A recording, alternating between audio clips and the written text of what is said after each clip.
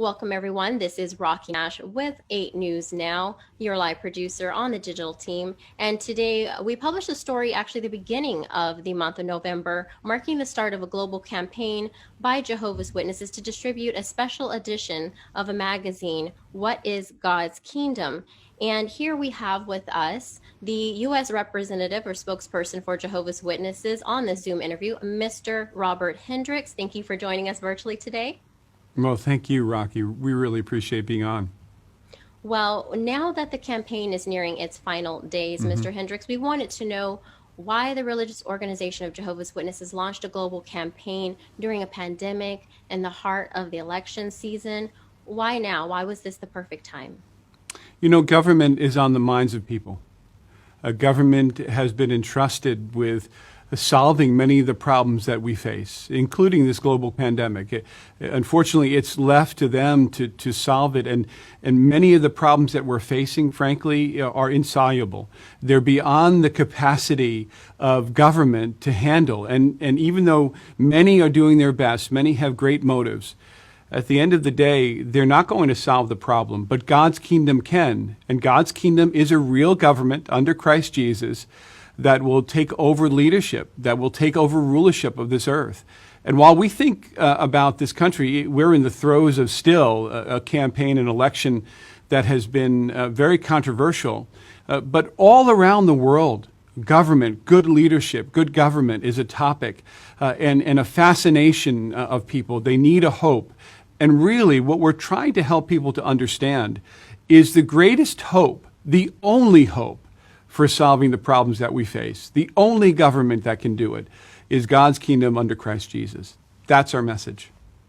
And many are familiar with Jehovah's Witnesses preaching from door to door, but amid this coronavirus pandemic, those activities have been suspended. We did a story earlier in the middle of the year, actually, regarding the suspension also or cancellation of your conventions globally. How have you further adapted to this pandemic to make sure that you can still reach people with your message?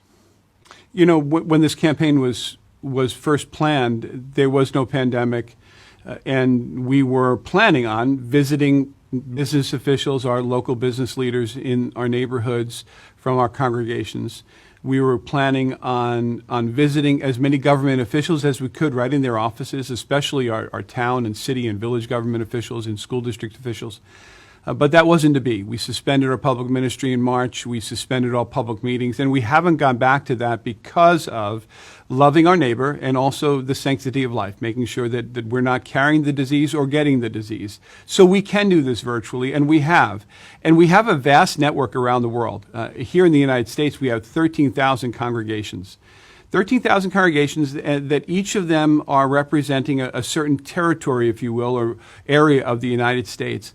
And they are making sure that every government official and every business that has a home base in their territory receives the information and receives this special magazine and a personal message to go along with it. For us here at the branch in Walk Hill, our U.S. headquarters, what we have done is we've collected a tremendous amount of information on the officials that we're looking to contact.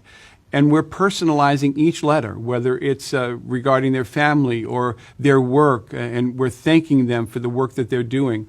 And that has proved to be very successful in sending out a letter that just isn't a form letter with a signature, but sending out a letter that is actually for an individual, one of our governmental leaders, and really acknowledging the work that they're doing. So we're hoping that will go a long way in bringing attention to the message inside the envelope, which is the message on about God's kingdom. And thank you. I'm sure a lot went into creating this campaign, and as many shift to an online or digital method of delivery of information, many are interested in this topic. Did you face any challenges, or how were you able to access, to get phone information to reach people in the community or their addresses to deliver this magazine to them? How can you give us a behind the scenes look and the work that went into that? Well, Jehovah's Witnesses are uniquely equipped as an organization in this world. We really are the envy of any corporation because we have here in the United States, we have 1.3 million people on the ground who are really searching for that information.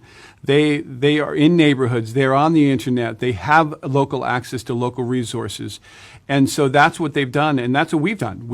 We've tried to make sure that we have that good information, that good research, and we started that process before November so that we were ready to begin sending and personalizing these letters and these emails.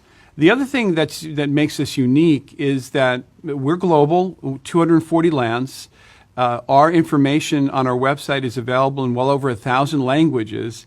And this magazine is printed in more than 350 languages, something like 369 languages, 60 to 80 million copies. We don't know yet because there have been reprints. It may go up to 100 million copies.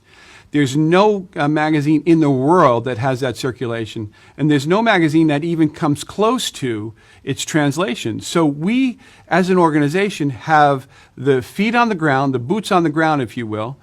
We have the ear to the grindstone, if you will, making sure we know the information, and we have uniquely equipped with the resources to be able to reach everyone in their mother tongue. So it's a pretty amazing, daunting task, but we're uniquely equipped to handle it.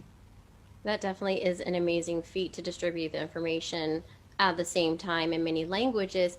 Are there any experiences that you can share with us? I know that this is a global campaign. Do you have any experiences either here in the U.S. or abroad that you can share with us? You know, yesterday we were together with branches from around the world, and there were a number of powerful experiences. One from Samoa, which is an island in the Pacific where some level of public ministry can still happen or personal meetings can still happen, having tremendous effect on government officials there.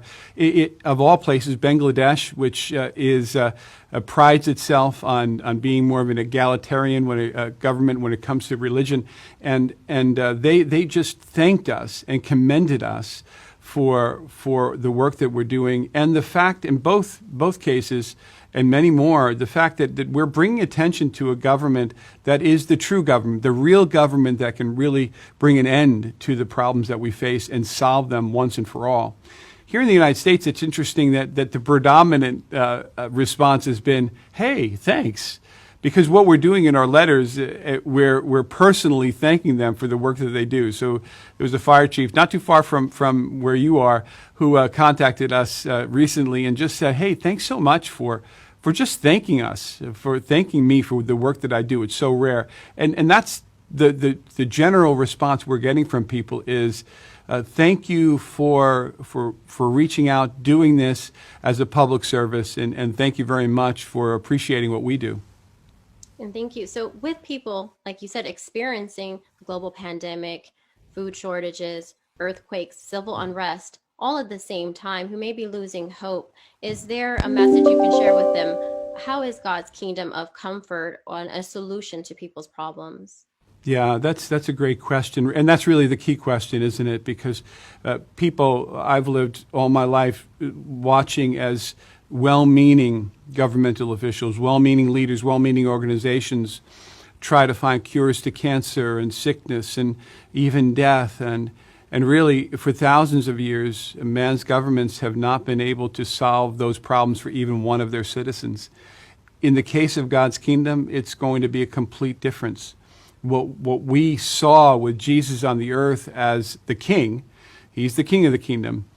He has three qualities that none of us possess. He's got the power, and he demonstrated that by raising people, feeding people, he raising them from the dead, also healing their sicknesses.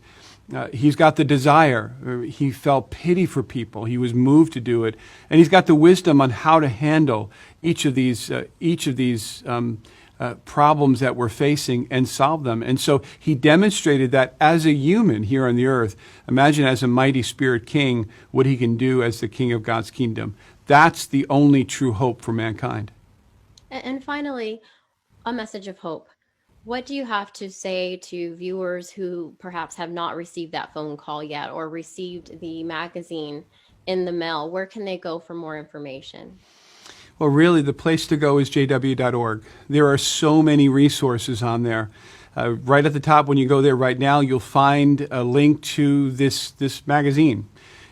And it will be in your language. There's no doubt about it. It'll be in your language, so you just click on it, and it also will show you the topics that are there. What is God's kingdom? Defining it. Why do we believe that it's coming soon? The various aspects that are showing us that we're almost there, and what will it do for you personally? And they can also find comfort by just typing in comfort on jw.org. Comfort, and they'll find probably scores of articles on comfort, and that will also assist them in finding comfort in a world that's really challenging right now. And we feel for our neighbors. We're going through it with them, and we're hoping that they find comfort in the message that we're giving. Well, thank you again for joining us today, Mr. Hendricks, and sharing how Jehovah's Witnesses are doing their part to share hope, a message of comfort as we are fast approaching 2021. For the full interview, definitely go to our website at 8newsnow.com. And for more information on the global campaign initiated by Jehovah's Witnesses for the month of November to distribute the magazine, What is God's Kingdom? Go to jw.org. Thank you.